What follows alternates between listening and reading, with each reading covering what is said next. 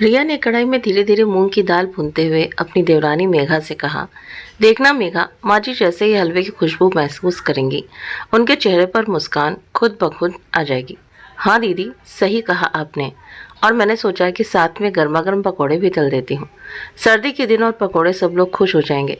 दोनों की हंसी से रसोई जगमगा रही थी और उधर बाहर आंगन में बैठे राम सिंह जी और राधिका जी दोनों बहुओं की बातें सुनकर मुस्कुरा रहे थे। अगले ही पल रिया ने हलवे की कटोरी के ऊपर से बारीक कटे काजू बादाम डाले तो इधर मेघा ने पकौड़े को प्लेट में सजाया और साथ ही चाय के 4 कप थाल में रख दिए। दोनों ने एक दूसरे की ओर देखा और बोली, चलो अब माँ बाबूजी के चेहरे पर वो मुस्कान लानी है जिसके लिए ये सारी मेहनत की है। माँ बाबूजी, गर्मा गर्म नाश्ता हाजिर है। रिया ने चहकते हुए कहा तो राम सिंह जी ने चश्मा हटाया और बोले, अरे वाह, तभी कहूँ खुशबू कहाँ से आ रही है। आज तुम लोगों ने तो कमाल ही कर दिया। तभी राधिका जी ने थाल की ओर देखते हुए कहा, अरे मूंग का दाल का हलवा और पकौड़े, सच में तुम दोनों ने तो आज कमाल ही कर दिया बहू। तभी रिया ने प्यार से एक कटोरी आगे बढ़ाते हुए कहा, ये लीजिए माँ जी, चख के बताइए कैसा बना है।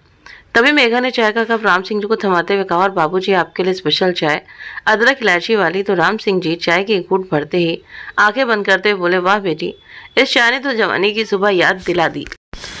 अब चारों के बीच नाश्ते के साथ साथ यादों और हंसी का सिलसिला शुरू हो गया। तभी वहां उनके दोनों बेटे प्रदीप और नरेश भी आ गए।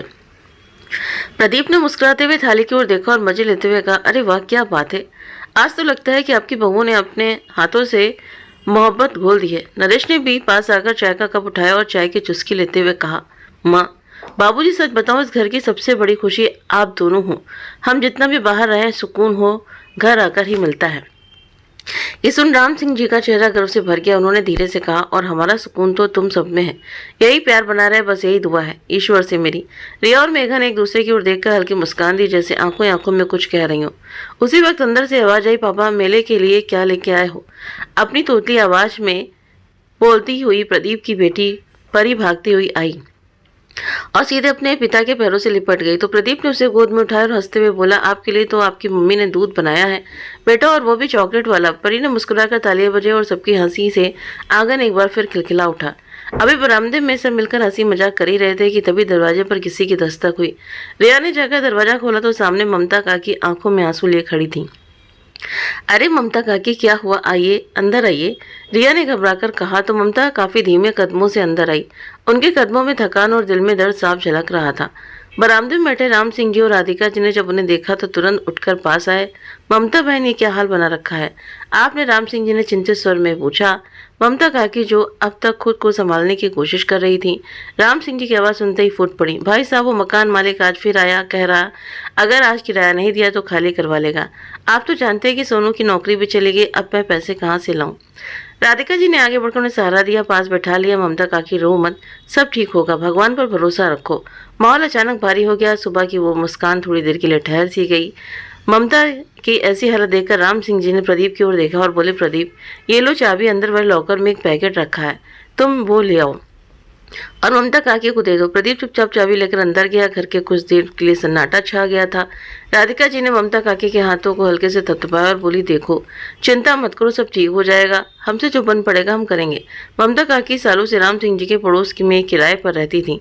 दोनों परिवारों में काफी अच्छा तालमेल था। राम सिंह जी तो ममता काकी को अपनी बहन जैसे ही मानते थे।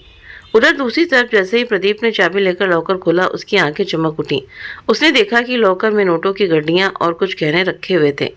वो कुछ पल के लिए सनसा हो गया। इतने पैसे और गहनों को देखकर उसे विश्वास ही नहीं हुआ। वो बस खड़ा होकर देखता रहा। उसकी आंखों में अब लालच की रोशनी चमक रही थी। कुछ देर बाद उसने चुपचाप पैकेट उठाया और राम सिंह जी के पास आकर उन्हें पैकेट देते हुए कहा, ये लीजिए बाबूजी। राम सिंह जी ने पैकेट लिया और मुस्कुराते हुए ममता काकी की ओर इशारा करते हुए कहा, ये लो बहन, जाओ और अपना किराया चुका दो। ममता काकी की आंखों से आंसू छलक उठे। उन्होंने राम सिंह जी का आभार प्रकट किया और धीमे कदमों से वहां से चली गईं। ममता काकी के जाते ही सब अपने अपने कामों में व्यस्त हो गए। कुछ समय बाद प्रदीप ऑफिस के लिए घर से निकला तो उनके मन में ममता काकी वाला वाक्य घूम रहा था। वो लॉकर, वो पैसे की गाड़ियां और वो गहने जिसके बारे में कभी किसी ने कुछ जिक्र तक नहीं किया था। उसके होठों पर एक खामोश सवाल था कि आखिर इतना सब कुछ होते हुए भी माँ बाबूजी हमेशा सादगी में क्यों जीते रहे। उधर घर में नरेश अपने कमरे से निकलते हुए तेज आवाज में बोला, मेघा, अगर टिफिन तैयार है तो जल्दी से दे दो, वरना बॉस बॉस कहेगा कि आज फिर घरवाली से बात करते रह गए। नरेश मजाक के अंदाज में बोला तो मेघा ने टिफिन लाकर मुस्कुराते हुए नरेश के हाथ में दिया। दोनों भाई अपने ऑफिस के लिए निकल गए। राधिका जी बरामदे में बैठे राम सिंह जी की ओर देखा। वो अभी कुछ सोच में डूबे हुए थे। शायद ममता काकी की हालत याद आ रही थी। राधिका जी उनके पास आकर बैठी और धीरे से बोली, सुनिए जी, मैंने सोचा है क्यों ना हम वो पुराना घर जो अब खाली पड़ा है ममता काकी को रहने के लिए दे दें। राम सिंह जी ने राधिका की बात सुनी तो उन्होंने हल्के में सिर हिलाया और कहा, तुम सही कह रही हो राधिका, अगर हम किसी की मदद कर सकते हैं तो इसमें बुरा क्या है। तुम्हारा मन साफ है, तभी तो ये घर आज भी इतने प्यार से भरा है। दे देंगे पुराना मकान ममता काकी को। पर उन्हें नहीं पता था कि पीछे खड़ी रिया ने उनकी सारी बातें सुन ली थी। शाम का समय जब प्रदीप घर आया तो रिया ममता काकी को पुराना मकान देने वाली बात प्रदीप को बताई। ये सुनते ही प्रदीप के तो जैसे होश ही उड़ गए। उसका चेहरा गुस्से से लाल हो गया। उसने चिढ़ते हुए कहा, वाह बाबूजी का तो ये दिमाग ही खराब हो गया है। भला कोई मकान किसी को ऐसे देता है क्या?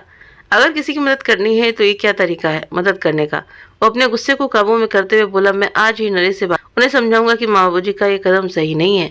हमारे माँ बाबूजी अपने खुद के बच्चों को छोड़कर दूसरों का भला करने में लगे हैं। रात को खाना खाने के बाद सब अपने अपने कमरों में चले गए तो प्रदीप ने अपनी पत्नी रिया से कहा, चलो नरेश से बात करते हैं। अगर आज बात नहीं करेंगे तो ये जो दिमाग में तनाव चल रहा है और बढ़ जाएगा। प्रदीप और रिया दोनों नरेश के कमरे में पहुंचे तो दरवाजा खुलते ही मेघा ने मुस्कुराते हुए कहा, अरे क्या हुआ दीदी, नींद नहीं आ रही क्या? यह अपना कमरा भूल गई। चुप कर छोटी, आपको रात में मजाक सूझ रहा है और यहाँ हम चिंता में मरे जा रहे हैं। तभी अंदर से नरेश की आवाज आई, अरे क्या हुआ भैया, क्यों परेशान हो रहे हो? चलो अंदर तो चलो। प्रदीप अंदर आते ही बोला, छोटे माँ बाबूजी ने ममता काकी को हमारा पुराना घर दे दिया है। हाँ भैया, सुना तो मैंने भी है, मेघा बता रही थी, लेकिन माँ बाबूजी की मर्जी के आगे हम क्या बोल सकते हैं। ये सुनते ही प्रदीप ने गुस्से में आकर कहा, छोटे तुझे पता भी है जो पैकेट आज बाबूजी ने ममता काकी को दिया उसमें कितने पैसे थे? मैं जानता हूँ आप सोच भी नहीं सकते, उसमें 50,000 रुपए थे। 50,000? नरेश और मेघा दोनों हैरान होकर बोले, हाँ छोटू, मैंने खुद गिने थे और उस लॉकर में मैंने जो देखा उसे देखकर मुझे तो विश्वास ही नहीं हुआ। अपनी आंखों पर यकीन नहीं कर पा रहा था मैं। प्रदीप की बातें सुनकर नरेश और मेघा दोनों हैरानी से एक दूसरे की तरफ देखने लगे। लेकिन भैया, बाबूजी ने इतने पैसे ममता काकी को क्यों दिए? वही तो मैं बोल रहा हूँ छोटे, मुझे लगता है गलत हो रहा है। अगर इस तरह माँ बाप सब कुछ लुटा देंगे तो हम रास्ते पर आ जाएंगे। प्रदीप ने गुस्से में कहा तो नरेश बोला, तुम सही कह रहे हो भैया, अब हमें कुछ करना ही होगा वरना बहुत देर हो जाएगी। तभी रिया ने चिंतित होते हुए पूछा, लेकिन अब हम कर भी क्या सकते हैं?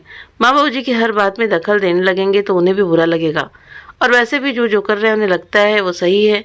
तभी नरेश ने झुलाते हुए कहा, भाभी हर बार चुप रहना भी तो ठीक नहीं है ना। कल को उन्होंने सारा पैसा और जमीन भी भेज दी तो हम तो हाथ मलते रह जाएंगे। प्रदीप उठकर खिड़की की तरफ चला गया। कुछ पल चुप रहा, फिर बोला, देखो सीधे सीधे तो हम उन्हें कुछ नहीं कह सकते, लेकिन हमें बात घुमा फिरा कर करना ही होगा वरना बहुत देर हो जाएगी। तभी रिया ने चिंतित होते हुए पूछा, लेकिन अब हम कर भी क्या सकते हैं? लेकिन हमें बात घुमा फिरा कर करनी होगी। ऐसा ना हो कि उन्हें लगे हम उनके फैसलों के खिलाफ हैं। ऐसा कुछ सोचना होगा जिसमें माँ बाबूजी को कुछ समझ में आए कि वो क्या कर रहे हैं पूरी तरह गलत है, और जो घर और पैसे वो बांट रहे हैं उसमें हमारी भी हिस्सेदारी है।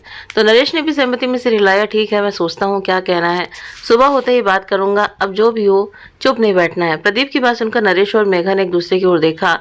एक अनकहा डर दोनों की आंखों में था, लेकिन अब प्रदीप ने जो बात शुरू की थी उसे अनसुना भी नहीं किया जा सकता था। सुबह हुई तो राधिका जी नहा धोकर तुलसी के पौधे में दिया जला रही थी और राम सिंह जी अखबार लिए बरामदे में बैठे थे। तभी प्रदीप और नरेश धीरे धीरे चलते हुए उनके पास आए। पीछे पीछे दोनों बहुएं भी आ गईं। माहौल एक अजीब में तनाव डूबा हुआ था। प्रदीप ने धीमे स्वर में कहा, माँ बाबूजी हमें आपसे जरूरी बात करनी है। ये सुन राम सिंह जी ने चश्मा उतारते हुए कहा, हाँ बेटा कहो क्या बात है। तभी नरेश ने आगे बढ़ते हुए कहा, बात यह पिताजी कि हम आपकी उदारता को समझते हैं, लेकिन हर किसी की मदद और सहायता करना सबकी सलाह से होने चाहिए। तभी मेघा ने भी अपनी बात रखी, अगर आज आपने घर दे दिया, कल को और कोई मदद मांग ली तो क्या आप फिर से यूं ही सब कुछ लौटा देंगे? राम सिंह का चेहरा सख्त हो गया। उन्होंने अखबार मोड़ा और एक टक दोनों बेटों की तरफ देखकर बोले, तुम लोग चाहते हो कि हम किसी की मदद ना करें, पैसे रखे रहें, चाहे किसी का घर उजड़ जाए? प्रदीप ने कहा, नहीं बाबूजी, हम सिर्फ ये कह रहे हैं कि ये अभी अकेले आपका पैसा नहीं है, हम सबका भविष्य भी है, इस घर से जुड़ा है, और अगर आपने यूं ही सब बांट दिया तो कल हमारे पास क्या बचेगा? राधिका जी का चेहरा उतर गया। उन्होंने प्रदीप की ओर देखा। बेटा तुम भी यही सोचते हो कि? प्रदीप ने सर झुकाया और बोला, हाँ माँ, अब समय बदल गया है, भावनाओं से ज्यादा जरूरी है व्यवहारिकता।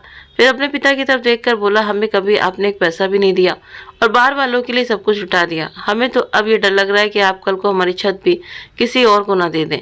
तभी रिया ने भी तंज कसते हुए कहा, सच में आज हमने समझा कि इस घर में हम बस रहने वाले हैं, मालिक नहीं। मेघा बोली, बाबूजी हम तो चुप थे, लेकिन अब सहा नहीं जा रहा, आपके इस फैसले से हम सबका भरोसा टूट गया है। तभी राम सिंह जी खड़े होते हैं। उनकी आंखों में गुस्सा और आवाज में शक्ति थी। बस बहुत सुन लिया तुम सबका। राम सिंह जी ने शब्द पूरे घर में जैसे तूफान की तरह गूंज रहे थे। उनकी आवाज कांप रही थी, गुस्से से नहीं बल्कि उस टूटे हुए भरोसे से जो वर्षों की उम्मीद के सहारे बने थे। लानत है तुम जैसे औलाद पर जो इतनी घटिया सोच रखते हैं। मैं तो अब तक ये समझता रहा कि मैं दुनिया का सबसे खुशकिस्मत बाप हूँ जिसे ऐसे बेटे बहू मिले, लेकिन आज समझ में आ गया कि मैं गलत था। उनकी आंखों में आंसू थे और दिल में दर्द। तुम सब पैसों के भूखे हो, तुम्हें सिर्फ अपना आराम, अपनी ज़रूरतें नजर आती हैं। क्या तुम्हें याद भी है कि जब तुम छोटे थे तब किसने अपने हिस्से की रोटियां छोड़ी थीं? किसने तुम्हें सर्दी में अपना कंबल उड़ाया था और खुद ठिठुरते रहा? जब आज हम बूढ़े हो गए तो हमारे फैसले, हमारी मौजूदगी तुम्हें बोझ लगने लगी है। तो ये सुन लो, जाओ निकल जाओ मेरे घर से। हमें तुम जैसे बेटों की कोई ज़रूरत नहीं है। इतना कहते कहते उनकी आवाज़ भर्रा गई, आंखें भीग गई। तभी राधिका जी दौड़ती हुई आई और कांपती आवाज़ में बोली, आप गुस्सा मत कीजिए जी, आपकी तबीयत बिगड़ जाएगी। छोड़ो इन सब बातों को। राम सिंह जी वहीं सोफे पर बैठ गए। उन्होंने थके हुए हाथों से अपना सिर पकड़ लिया, जैसे सारी दुनिया का बोझ अब उन्हीं के कंधों पर हो। घर में एक अजीब सी चुप्पी फैल गई। प्रदीप और नरेश दोनों अपनी पत्नियों के साथ चुपचाप अपने कमरों की ओर बढ़ गए। उन्हें ना तो किसी की बात का पछतावा था और ना ही कोई शर्म। रात को राधिका जी ने राम सिंह जी को समझा बुझाकर जैसे तैसे सुला दिया था, लेकिन उन्हें एहसास था कि उनके मन में जो तूफान चल रहा है वो उन्हें चैन से सोने नहीं देगा। रात के करीब 2 बजे थे। राधिका जी उठी तो देखा राम सिंह जी बिस्तर से बेचैनी से करवटें बदल रहे थे। पसीने से लथपथ अचानक उन्होंने अपना सीना पकड़ लिया और डर से करा उठे। ये देखकर राधिका जी बदवासी से चिल्लाई, सुनिए जी क्या हो रहा है आपको? राधिका, मेरे सीने में बहुत तेज दर्द हो रहा है। राधिका जी घबराते उठकर उनके पास गईं। जल्दी से लाइट जलाई। एक बार फिर अपने पति की ओर देखा। उनका शरीर हिल रहा था और सांस तेज चल रही थी। तभी राधिका जी ने बिना समय गंवाए कमरे का दरवाजा खोला और जोर से चिल्लाई, प्रदीप और नरेश जल्दी आओ। तेज आवाज सुनकर दोनों भाई दौड़ते हुए कमरे में पहुंचे। क्या हुआ अम्मा? प्रदीप ने घबराते हुए पूछा। तुम्हारे बाबूजी को देखो, उनको सीने में बहुत दर्द हो रहा है। राधिका जी की आवाज में घबराहट थी। प्रदीप ने उसी वक्त एम्बुलेंस को कॉल किया। दोनों बहुएं भी दौड़ते हुए आई। क्या हुआ माँ जी? मेघा ने पूछा, लेकिन राधिका सिर्फ अपने पति की तरफ देख रही थी। उसके सर को गोद में रखकर बोले जा रही थी, सुनिए जी कुछ नहीं होगा आपको। लेकिन राधिका जी के चेहरे पर डर साफ झलक रहा था। उनकी आंखों में आंसू बह रहे थे। तभी एम्बुलेंस घर के बाहर आ गई। दोनों भाई अपने पिता को बिस्तर से उठाकर एम्बुलेंस में ले गए। राधिका जी भी उनके साथ चली गईं, लेकिन अस्पताल पहुंचे तो डॉक्टर ने उन्हें और से हिलाते हुए कहा, मुझे खेद है, हम कुछ नहीं कर पाएंगे। दोनों भाई ये सुनकर स्तब्ध हो गए। उनका दिल बैठ गया। एक पल की उनकी पूरी जिंदगी बदल गई थी। राम सिंह जी अब इस दुनिया में नहीं रहते। बाबूजी, प्रदीप जोर से चीखा। उनकी आंखों में आंसुओं की झील बहने लगी। नरेश भी शौक में डूबा हुआ था, लेकिन वो खुद को संभालते हुए अपने भाई को सांत्वना देने की कोशिश कर रहा था। और वहीं पास खड़ी थी राधिका जी, जिनके चेहरे पर एक ऐसा खालीपन था मानो जिंदगी का सबसे बड़ा हिस्सा एक पल में उनसे छिन गया हो। वो धीरे धीरे कदम बढ़ाते हुए टीचर की ओर आई और रोते हुए बोली, नहीं आप ऐसे नहीं जा सकते, उठिए, देखिए आपके बच्चे हैं, मैं हूँ। दोनों भाई माँ को पकड़े खड़े थे। पर आज तीनों का सारा चला गया था। जो घर पहले खुशियों में गूंजा रहता था, अब वहां सन्नाटा पसरा हुआ था। राम सिंह जी को गुजरे 2 दिन हो चुके थे, लेकिन लोग अभी शोक संवेदना देने जा रहे थे। वहीं दूसरी ओर उनकी दोनों बहुओं के मन में कुछ और ही चल रहा था। रिया ने इशारा करते हुए मेघा को पास बुलाया और कहा, क्या हुआ दीदी, क्यों बुलाया? मेघा ने धीमे से पूछा। अरे आप भी ना बहुत सवाल करती हो। रिया ने मुस्कुराते हुए अपनी मुट्ठी खोली, जिसमें एक चमकती हुई चाबी थी। ये लो, ये तो माँ जी को लोकर की चाबी है, आपके पास कैसे आई? मेघा ने हैरानी से पूछा। वो सब बाद में बताऊंगी, पहले मेरी बात ध्यान से सुनो। और फिर कुछ देर में दोनों बहुएं अपनी सास के पास जाकर इस तरह बैठ गईं जैसे दुनिया की सबसे दयालु बहुएं हों। चेहरे पर करुणा और आंखों में योजनाएं साफ झलक रही थी। इधर दोनों भाइयों को घर का माहौल थोड़ा अजीब लगने लगा था, लेकिन दिल के किसी कोने में एक संतोष भी था कि अब ये घर जायदाद सब कुछ उनका ही है। धीरे धीरे दिन बीतने लगे। राम सिंह जी को गुजरे हुए कुछ हफ्ते हो चुके थे। राधिका जी ने खुद को जैसे तैसे संभाल लिया था, लेकिन उनके चेहरे की चमक, उनकी आंखों की वो कोमल मुस्कान, सब कुछ जैसे साथ ही चला गया था। अब वो ज्यादा वक्त घर में भगवान की पूजा में बिताती थी। कुछ दिन बाद राधिका जी ने नहा धोकर पूजा की थाल सजाई, क्योंकि आज उनका मन था शिव मंदिर जाने का। इसीलिए वो मंदिर जाने के लिए अपनी अलमारी की ओर बढ़ी। उन्होंने अपना पर्स उठाया और उसमें चाबी ढूंढने लगी। कुछ देर इधर ढूंढने के बाद चाबी नहीं मिली तो उन्होंने बहुओं को आवाज लगाई, मेघा बहू जी, माँ जी, मेरे लॉकर की चाबी जो मैं पर्स में रखती थी वो नहीं मिल रही, कहीं तुमने देखी क्या? मेघा ने एक नजर कमरे में डाली, फिर कुछ कहने वाली थी तभी रिया कमरे में आई। माँ जी ये देखिए, उसमें एक चाबी दिखाते हुए कहा, मुझे बरामदे में गिरी हुई मिली थी, मुझे नहीं पता था ये आपकी है। राधिका जी ने एक पल के लिए चाबी को देखा, फिर धीमे स्वर में बोली, अच्छा हुआ बेटा जो तुम्हें मिल गई, अगर किसी और के हाथ लग जाती तो ऐसा बोल वो चुप हो गई। उनका मन जैसे किसी अनजाने डर से भर गया था। उन्होंने चाबी लेकर लॉकर खोला तो उनकी आंखें वहीं ठहर गईं, क्योंकि लॉकर अंदर से खाली पड़ा था। ना कोई जेवर ना कोई पैसे। वही लॉकर था जिसमें उसके पति राम सिंह जी ने जीवन भर की कमाई संभाल कर रखी थी, उन बच्चों के लिए जिनके भविष्य की चिंता उन्होंने हर सांस के साथ की थी। उसी पर दोनों बहुएं एक दूसरे की तरफ देखकर हल्के से मुस्कुराई। वो मुस्कान राधिका जी की आंखों से छिपी नहीं थी। अब वो सब कुछ समझ चुकी थी। राधिका जी की आंखों से आंसू नहीं थे, बस उनकी आत्मा जैसे रो रही थी। और फिर चाबी को कसकर मुट्ठी में दबा लिया और गुस्से में बोली, इसमें जो गहने और पैसे थे वो कहाँ गए बहू? तो रिया ने झट से जवाब दिया, माँ जी हमें क्या पता, हमने तो कुछ नहीं लिया। तभी मेघा ने तुरंत बात काटते हुए कहा, आपने शायद कहीं और रख दिए होंगे, याद नहीं आ रहा होगा आपको। वैसे भी आपकी उम्र हो गई है और बुढ़ापे में अक्सर लोग चीज रखकर भूल जाते हैं। आप भी भूल गई होंगी, दे दिया होगा किसी को दान में, जैसे ममता काकी को मकान दिया था। राधिका जी का चेहरा सख्त हो गया। उन्हें अच्छी तरह याद है कि वो सब इसी लॉकर में था। मैंने और तुम्हारे बाबूजी ने एक एक चीज जोड़कर यहाँ रखी थी। उनकी आवाज ऊंची होने लगी। पूरे घर में हलचल मच गई। दोनों बहुएं साफ साफ झूठ बोलने लगी। राधिका जी ने गुस्से में दरवाजा खोलते हुए आवाज लगाई, प्रदीप और नरेश जरा इधर आओ। तो कुछ ही पलों में दोनों बेटे कमरे में आ गए। उनके चेहरों पर झुंझलाहट थी, जैसे माँ ने उन्हें किसी छोटे से काम के लिए बुला लिया हो। हुआ माँ? प्रदीप ने पूछा, क्या हुआ? राधिका जी ने लॉकर की ओर इशारा किया, तुम्हारे पिताजी और मैंने जो जेवर अपने पैसे रखे थे वो सब गायब है। सिर्फ 20 का नोट पड़ा था और चाबी तेरी बीबी बोलती है उसको बरामदे में मिली है। ये सुन प्रदीप ने उल्टे लहजे में कहा, माँ हर बार हम पर ही शक क्यों होता है? आपको नरेश ने भी साथ दिया है। हाँ माँ, आप भी तो नहीं भूल गई? राधिका जी के चेहरे पर ठेस साफ झलकने लगी। भूल क्या, अपने ही घर में अब मुझे भी याद रखने की जरूरत है कि कौन सी चीज कब देखी थी। तुम दोनों को शर्म नहीं आती? ये सब मैंने तुम्हारे लिए संभाल कर रखा था। तभी मेघा ने अपने रंग दिखाते हुए कहा, माँ जी अगर आपको हम पर भरोसा नहीं तो ताले में ताला लगा कर रखिए, सब कुछ हमारे ऊपर इल्जाम मत लगाइए। रिया ने भी कहा, किसी काम वाली ने लिया तो सीधे हम पर क्यों उंगली उठा रही हैं? बस माँ, अब आप हद कर रही हैं। जब से बाबूजी नहीं रहे आप छोटी छोटी बात पर शक करने लगी हैं। मुकेश ने झुंझलाते हुए कहा। तो बेटे की बात सुनकर राधिका जी की आंखों में आंसू बहने लगे, लेकिन वो आंसू अब कमजोरी के नहीं थे बल्कि टूटे हुए भरोसे के थे। तुम्हारे बाबूजी सही कहते थे कि हमने सिर्फ घर बनाए, बेटे नहीं। चारों खामोश हो गए, लेकिन उस कमरे की हवा आबू जिल्द हो गई। उस दिन के बाद से घर में मौज मस्ती चलती, शराब की बोतल खुलती और शोरगुल से पूरा घर गूंज उठता। राधिका जी के लिए सब जैसे किसी बुरे सपने से कम नहीं था। वही घर जो कभी राम सिंह जी के संस्कारों और सादगी की मिसाल था, अब न जाने किस दिशा में बहता चला जा रहा था। राधिका जी एक कोने में चुपचाप बैठी सब देखती रहती। कभी दोनों बेटों के चेहरे पर चिंता दिखती थी, लेकिन अब उनकी आंखों में माँ के लिए समय नहीं था। वो सिर्फ अपनी पत्नियों के इशारे पर चलते थे, लेकिन राधिका जी के मन में अभी भी राम सिंह जी की कई बातें गूंजती थी। राधिका, ये घर हमने मिलकर बसाया है। अगर कई बच्चे गलत राह पर चले तो चुप मत बैठना। उन्हें लगता था कहीं ना कहीं वो इस लड़ाई में अकेले जरूर हैं, लेकिन हार मान लेना राम सिंह जी की यादों से गद्दारी होगी। एक शाम जब वो अपने लिए खाना बना रही थी तो देखा गैस खत्म हो गई। उन्होंने सिलेंडर को थोड़ा पलटकर रोटी सेकने की कोशिश की, पर सिलेंडर बिल्कुल खाली था। किसी से कहने का कोई फायदा नहीं था। फिर थक कर रसोई के एक कोने में बैठ गई कि आंसू खुद ब खुद गिरने लगे। उस दिन भी वो भूखी सो गए। अगली सुबह कुछ मन भारी था। नहा धोकर उन्होंने पूजा की थाली ली और मंदिर की ओर चल पड़ी। शायद भगवान से शिकायत करने का मन था आज उनका। मंदिर पहुंचते ही पीछे से आवाज आई, अरे राधिका बहू तुम। राधिका जी ने मुड़कर देखा तो वो कोई और नहीं ममता काकी थी। उन्हें बड़ी लेकिन हमेशा अपनापन देने वाली उन्हें देखते ही राधिका जी की आंखें भर आईं। ममता काकी ने उन्हें सीने से लगा लिया। क्या हाल बना रखा है, कितनी कमजोर हो गई हो। राधिका जी ने थोड़ी देर में कुछ नहीं कहा, लेकिन ममता काकी की आवाज में ऐसा अपनापन था कि दर्द उनकी आंखों से बह निकला। वो रोते हुए बोली, जब से छोड़कर गए हैं अब वो घर नहीं रहा और मैं अपने ही घर में जैसे बोझ बन गई हूँ। ममता काकी चुपचाप सुनती नहीं, फिर उनका हाथ थाम कर बोली, चाहे बेटा वो पूछे या नहीं, लेकिन तू अपनी जिंदगी क्यों खराब कर रही है? चलो आज मेरे साथ चल। एक दिन नहीं, जब तक तू चाहे तब तक मेरे घर में रह सकती है। नहीं काकी, मैं किसी पर बोझ नहीं बनना चाहती। ममता काकी मुस्कुराई। बोझ वो होता है जो दिल से उतार दिया जाए। तू तो मेरे दिल में है। मंदिर की सीढ़ियों पर बैठी राधिका जी चुप थी। कुछ देर बाद उन्होंने धीरे से अपने आंसू पोंछे और ममता काकी की ओर देखकर कहा, नहीं काकी, अब मुझे किसी के सहारे की जरूरत नहीं है। राधिका जी की आंखों में दृढ़ता साफ झलक रही थी। अब मैं अपने लिए, अपने स्वाभिमान के लिए और सब उस विश्वास के लिए लड़ूंगी जो मेरे पति ने मुझ पर जताया था। अब मैं किसी के रहमो करम पर नहीं रहूंगी। जिंदगी की इस आखिरी लड़ाई में मैं पीछे नहीं हटूंगी। ममता काकी ने उसके हाथ थाम लिए और नम आंखों से बोली, राधिका आज पहली बार तुझे तेरे पति की वही दृढ़ता देखी है।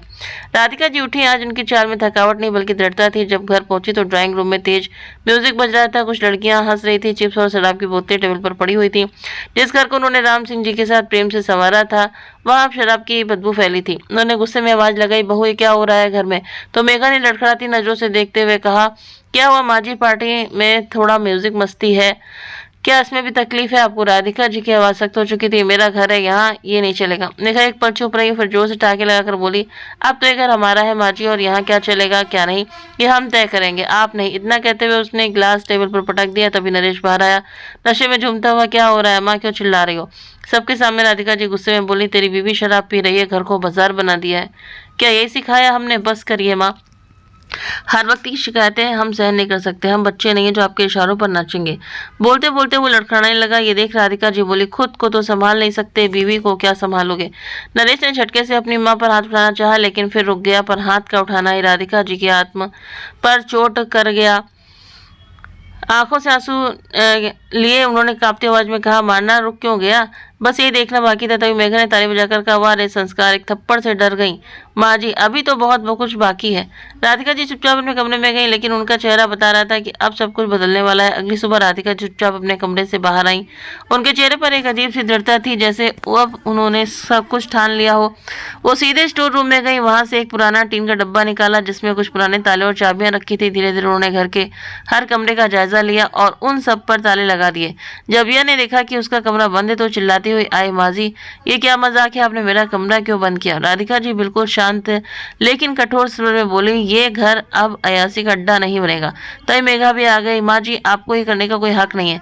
राधिका जी ने उनकी तरफ देखा और बोली, हक हक तो तुम लोगों ने कब का छीन लिया। अब जो मैं कर रही हूँ वो माँ नहीं एक औरत कर रही है, जो अपने पति की अंतिम इच्छा निभा रही है। अब ये घर मेरी मर्जी से चलेगा और जिसको ये मंजूर ना हो उसको इस घर में रहने की कोई जरूरत नहीं। कमरे में सन्नाटा सा छा गया। दोनों बेटे गुस्से में राधिका जी के सामने आए और बोले, ये क्या तमाशा कर रखा है माँ, तुम अब हमसे ऐसे पेश आओगी? राधिका जी ने बेटे की ओर देखकर कहा, अब तक माँ थी इसीलिए सहती रही, अब सिर्फ घर की मालकिन हूँ और मालिक अपना घर ऐसे ही बचाता है। राधिका जी के ताले लगाने की हरकत से पूरा घर जैसे उबलने लगा था। दोनों बेटे अपने अपने कमरों के सामने खड़े गुस्से में तमतमा रहे थे। ये घर हमारा है माँ, आप अकेले आप कुछ नहीं फैसला ले सकती। तभी राधिका जी ने कहा, तुम सब ने तो इस घर को नरक से भी बदतर बना दिया है। ये वही घर है जहाँ कभी मैं अपने पति के साथ बैठकर सपना देखा करती थी कि हमारे बच्चे इस घर को और रोशन करेंगे, लेकिन आज ये घर हर रोज मुझ पर रोता है। दीवारें भी मुझसे सवाल करती हैं, क्या यही वो बेटे हैं जिनके लिए मैंने अपनी सारी जिंदगी खपा दी? नरेश ने कुछ कहना चाहा, लेकिन राधिका जी ने हाथ उठाकर उसे रोक दिया। नहीं बेटा, आज मेरी सुनो। उस दिन तुम्हारे बाबूजी ने कहा था, अगर मैं चला जाऊं तो इस घर को संभालना, अगर कोई गलत राह पर चले तो चुप मत बैठना। तब मैं नहीं समझी थी कि वैसा क्यों कह रहे हैं, पर आज समझ में आ गया। उन्हें शायद पहले ही आभास हो गया था। कमरे में सन्नाटा सा छा गया। बहुएं एक दूसरे को देख रही थी और बेटों के चेहरे शर्म और गुस्से के बीच उलझे हुए थे। राधिका जी ने गहरी सांस लेते हुए कहा, अब इस घर में वही रहेगा जो घर का किराया देगा और इस घर की इज्जत करेगा, चाहे बेटा हो या बहू। अगर किसी को मेरी शर्तें मंजूर नहीं तो इस घर को छोड़कर जा सकता है। ये अब मेरा घर है और राम सिंह जी की आखिरी जिम्मेदारी। और अब एक आखिरी बात सुन लो ध्यान से, ये घर मेरे नाम पर है और मैंने पहले इसकी वसीयत ट्रस्ट के नाम कर दी है, यानी मेरे मरने के बाद ये घर किसी भी हालत में न तुम्हारे हाथ आएगा न तुम्हारी बीवियों के। सुनकर दोनों बेटे चौंकते हुए बोले, क्या ये आप क्या कह रही हैं माँ? वही कह रही हूँ बेटा जो तुम सब सुनना चाहते थे। तुम ये मत सोचना कि अगर मैं मर जाऊं तो ये घर तुम्हारे पास आ जाएगा, बिल्कुल नहीं। उल्टा तुम्हें इस घर से बेदखल कर दिया जाएगा, क्योंकि ये घर मेरे मरने के बाद एक सेवा सदन बनेगा जहाँ बुजुर्ग और बेसहारा महिलाएं सुकून से रह सकें। फिर उन्होंने एक ठंडी मुस्कान के साथ कहा, और रही बात पैसों की, तो मैं अब भी तुम्हारे रहमो करम पर जिंदा नहीं हूँ। अपनी जरूरत के लिए मुझे अब किसी बेटे बहू के आगे हाथ नहीं फैलाना पड़ेगा। इतना कहकर राधिका जी वहां चली गई। अब दोनों बेटों की आंखों में पहली बार डर था। दोनों बहुओं के चेहरे पर भी चिंता और घबराहट तैर रही थी। दोपहर हो चली थी, लेकिन राधिका जी अभी तक नहीं लौटी थी। चारों बेटे वो अपने अपने कमरों के बाहर गुमसुम बैठे थे, जिस पर अब तक ताले लगे हुए थे। तभी कुछ देर बाद राधिका जी घर के अंदर आई। उनके पीछे एक युवक और एक महिला भी थी। घर में कदम रखते उन्होंने बिना किसी की तरफ देखते हुए, रमन बेटा, यही है वो कमरा जिसके बारे में मैंने तुमसे बात की थी। रमन ने सिर हिलाया। उसकी पत्नी ने भी घर में कदम रखा। अब से तुम दोनों यही रहोगे, जैसा तय हुआ था किराया हर महीने की 1 तारीख को सीधे मुझे मिल जाना चाहिए। दोनों बेटे जो ये सब देख रहे थे सन रह गए। दोनों बहुएं भी एक दूसरे को देखकर फुसफुसा रही थी, ये सब क्या हो रहा है? राधिका जी ने एक पल के लिए भी पीछे मुड़कर अपने बेटों से कुछ नहीं कहा, ना ही कोई सफाई दी। फिर उन्होंने रमन से कहा, तुम्हें किसी भी तरह की मदद चाहिए वो मुझसे कहना। इस घर में अब कोई भी बराबरी से रहेगा, चाहे बेटा हो या किराएदार। सिर्फ इतना है कि अब किसी को मुफ्त की रोटी नहीं मिलेगी। कहते हुए उन्होंने घर में बने भगवान के मंदिर के सामने जाकर घंटी बजाई और फिर वही भजन गाने लगी जो कभी राम सिंह के रहते सुबह की पहचान हुआ करता था। प्रदीप और नरेश का गला सूख गया।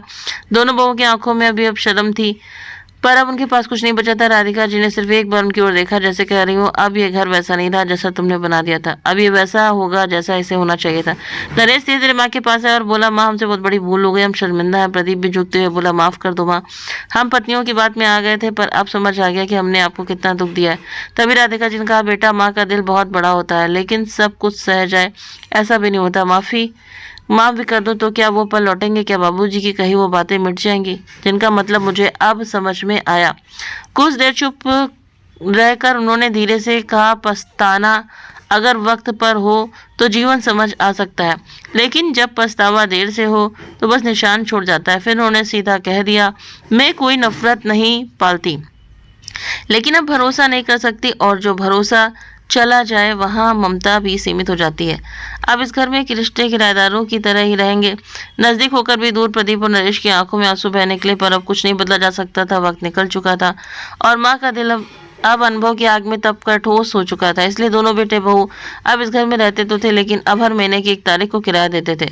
उस माँ को जिसे उन्होंने कभी बोझ समझा था, बहुएं भी अब चुपचाप रहती थी, क्योंकि राधिका जी का फैसला अटल था। तो दोस्तों, आपको कहानी कैसी लगी कमेंट करके जरूर बताएं। कहानी अच्छी लगी हो तो प्लीज़ वीडियो को लाइक करें, शेयर करें और हमारे चैनल को सब्सक्राइब करना ना भूलें। मिलते हैं हम सभी से नेक्स्ट वीडियो में नई कहानी के साथ में। Thank you.